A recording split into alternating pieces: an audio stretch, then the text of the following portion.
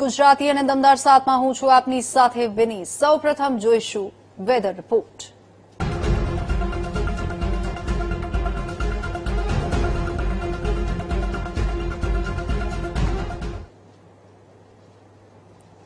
તો ગુજરાતમાં આવશે મેઘરાજાનો ધમાકેદાર રાઉન્ડ। આગામી 48 કલાક ગુજરાત માટે ભારે છે। અંબાલાલ પટેલે આ મોટી આગાહી કરી છે। 24 થી 27 જુલાઈ ગોધરા, લુણાવાડા અને દાહોદમાં ભારે વરસાદની સંભાવના છે। તો જુલાઈનો અંત અને ઓગસ્ટની શરૂઆતમાં આવશે તોફાની વરસાદ। દક્ષિણ ગુજરાત અને પશ્ચિમ સૌરાષ્ટ્રમાં મેઘરાજા જે છે તે ધડબડાટી બોલાવશે અને નવી વરસાદી સિસ્ટમ ગુજરાતને ધમરોળવા આવી રહી છે। અંબાલાલ પટેલે જણાવ્યું છે। અંબાલાલ કાકા અનુસાર 30 જુલાઈથી 2 ઓગસ્ટ સુધી આખું ગુજરાત ચોમાસાના રંગે રંગાશે। મજબૂત વરસાદી વહન આવી રહ્યું છે। બંગાળ ઉપસાગરની સિસ્ટમના લીધે વરસાદી વહન આવશે, પણ તે પૂર્વે તારીખ 21-22 એટલે કે આગામી 48 કલાકમાં ગુજરાતના ભિન્ન ભિન્ન ભાગોમાં વરસાદ થવાની શક્યતા રહેશે।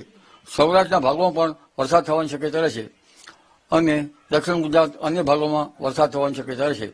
પરંતુ તારીખ 24 થી 27માં ઉત્તર ગુજરાતના ભાગોમાં, મહેસાણા વગેરેના ભાગોમાં ભારેથી અતિભારે વરસાદ થવાની શક્યતા રહે। આ ઉપરાંત સાબરકાંઠા, અરવલ્લીના ભાગોમાં પણ ભારે વરસાદ થવાની શક્યતા રહે। કેટલાક ભાગમાં અતિભારે વરસાદ થઈ શકે। આ ઉપરાંત લગભગ બનાસકાંઠાના ભાગોમાં પણ વરસાદ થવાની શક્યતા રહે અને મધ્ય ગુજરાતના ભાગોમાં પણ ભારે વરસાદ થવાની શક્યતા રહે। પણ ઉલ્લેખનીય છે કે પંચમહાલના કેટલાક ભાગોમાં ભારેથી અતિભારે વરસાદ થવાની શક્યતા રહે।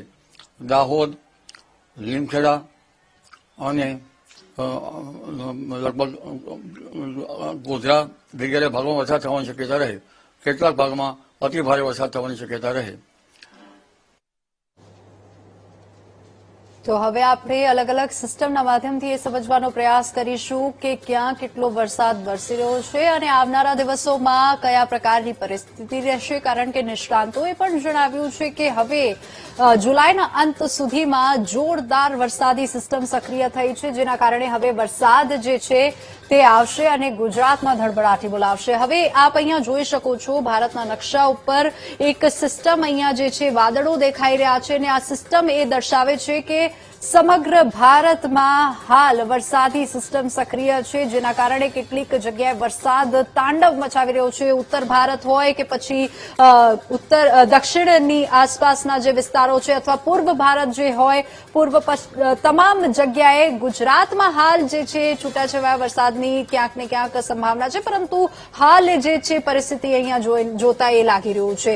હવે આપણે મેપના માધ્યમથી આપણે એ સમજવાનો પ્રયાસ કરીશું કે આવનારા દિવસોમાં કયા પ્રકારની પરિસ્થિતિ રહેશે। તો આપ અહીંયા જોઈ શકો છો કે આવનારા દિવસોમાં એટલે કે 25-26 તારીખ સુધી ઉત્તર ગુજરાત, મધ્ય ગુજરાત અને દક્ષિણ ગુજરાત, પૂર્વ ગુજરાત આ જે પટ્ટો છે આખો પટ્ટો એ ગુજરાત માટે ભારે છે। ત્યાં કેટલીક જગ્યાએ જે છે હળવાથી મધ્યમ વરસાદની આગાહી વ્યક્ત કરવામાં આવી છે, પરંતુ દક્ષિણ ગુજરાત જે છે તે સૌથી વધારે પ્રભાવિત જે છે ઝોન છે, ત્યાં અતિભારે વરસાદની સંભાવના છે। અને જો વાત કરીએ તો આવનારા 6 દિવસ સુધી 26 તારીખની જો વાત કરીએ તો ઉત્તર અને મધ્ય ગુજરાતના કેટલાક જિલ્લાઓ જે છે તે ખૂબ વધારે પ્રભાવિત રહેશે।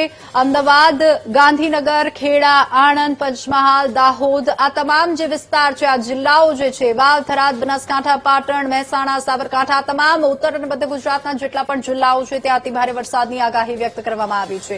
હવે આપણે એક સિસ્ટમ સમજવાનો પ્રયાસ કરીશું આ મેપના માધ્યમથી।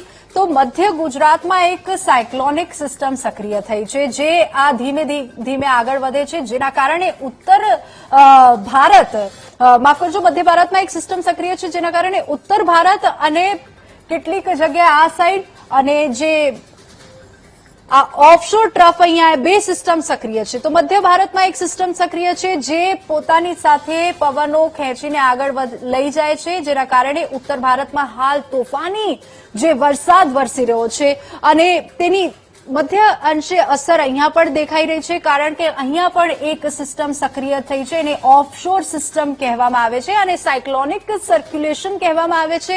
અને આ સાઈડે જો દરિયાકાંઠાના વિસ્તારો પાસે જે સિસ્ટમ બની છે અરબી સમુદ્રની પાસે, તેને ઓફશોર સિસ્ટમ કહેવામાં આવે છે, જેના કારણે ગુજરાતમાં, દક્ષિણ ગુજરાતમાં અત્યારે સૌથી વધારે સુરત, નવસારી, તાપી, તે તમામ જિલ્લાઓમાં, તે તમામ શહેરોમાં જે છે તે વરસાદ વરસી રહ્યો છે. અતિ ભારે વરસાદ ત્યાં વરસી રહ્યો છે, કારણ કે અહીંયા એક ઓફશોર સિસ્ટમ જે છે તે સક્રિય થઈ છે.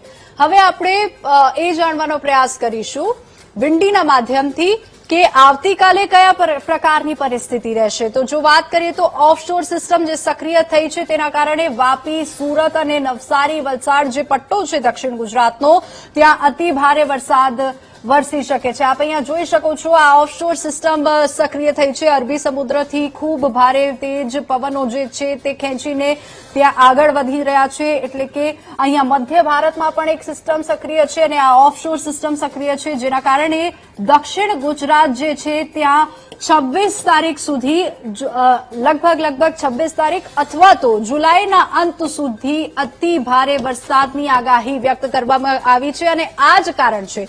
તો આના કારણે જ વાપીમાં, સુરતમાં અને ડાંગ સહિત તમામ જે વિસ્તારો જે છે તે દક્ષિણ ગુજરાતના જિલ્લાઓ જે છે ત્યાં અતિ ભારે વરસાદ જે છે તે ખૂબ વરસી રહ્યો છે. હવે આ વાત થઈ ગઈ 22 તારીખની, તો 23 તારીખે કેવી પરિસ્થિતિ રહેશે. તો 23 તારીખે પણ આપ અહીંયા જોઈ શકો છો, અમદાવાદની આસપાસ 23 તારીખે અમદાવાદમાં વરસાદ વરસશે તેવી સંભાવના છે. મહેસાણાની આસપાસ એક સિસ્ટમ અહીંયા જે બની છે તેના કારણે ખૂબ વરસાદ વરસે તેવી સંભાવના છે. અને સુરત, વાપી એટલે કે દક્ષિણ ગુજરાત, એટલે કે 26 તારીખ સુધી પૂર્વ, મધ્ય અને દક્ષિણ ગુજરાતના જેટલા પણ જિલ્લાઓ છે ત્યાં અતિ ભારે વરસાદ વરસે તેવી સંભાવના છે.